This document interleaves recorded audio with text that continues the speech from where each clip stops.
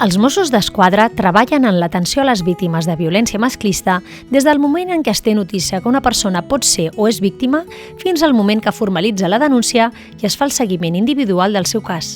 L'atenció que presten els Mossos d'Esquadra consisteix a escoltar, informar i assessorar les víctimes sobre les accions que poden emprendre i els organismes on poden acudir per exercir els seus drets. Totes les comissaries dels Mossos d'Esquadra a Catalunya disposen d'un grup d'atenció a la víctima amb formació especialitzada.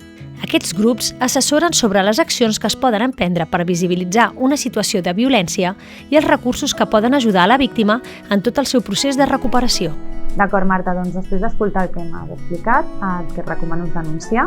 La denúncia pot ser realitzada amb un advocat d'ofici que és especialista en violència de gènere, que és la persona que t'acompanyarà en tot el procediment d'inici a final, i posteriorment podem derivar al servei especialitzat d'atenció psicològica a la dona, que també és gratuït, per poder-te ajudar a recuperar-te. Nosaltres et deixo el nostre telèfon directe per qualsevol dubte que et sorgeixi i si tinguessis una emergència has de trucar sempre al 112. Si la víctima vol denunciar, a l'Oficina d'Atenció al Ciutadà es recullen totes les denúncies d'àmbit penal que presenta la ciutadania.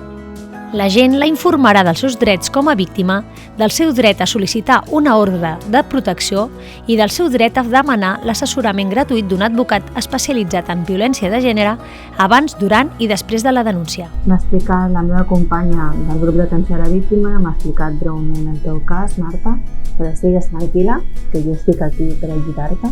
Ara farem la declaració, farem la denúncia, on jo detallaré el que tu m'expliquis. I al final de la denúncia farem una valoració del risc on es valorarà la teva situació. Després de recollir la denúncia, en situacions de violència de gènere, l'agent farà una valoració policial del risc. Aquesta valoració assigna un nivell de risc a la víctima per adaptar el seguiment i la protecció policial a les seves circumstàncies. Per a les víctimes que tenen un risc més elevat, els Mossos d'Esquadra ofereixen el servei Mai 112, que permet identificar la víctima de forma immediata davant d'una situació d'emergència i amb això donar-hi una resposta policial més ràpida. A les víctimes que tenen un nivell de risc mitjà, alt o molt alt, els Mossos d'Esquadra els ofereixen mesures de protecció policial que poden canviar en el temps. La protecció policial pot anar des de l'acompanyament policial fins a la vigilància del lloc on viu o, en els casos més greus, la vigilància de 24 hores.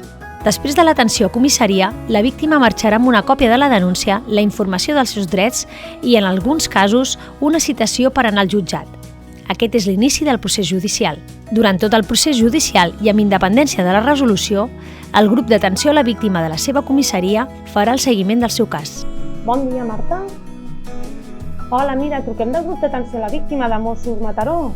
Aquest seguiment consisteix en trucades telefòniques, entrevistes personals i el contacte amb altres professionals de la xarxa de recursos assistencial.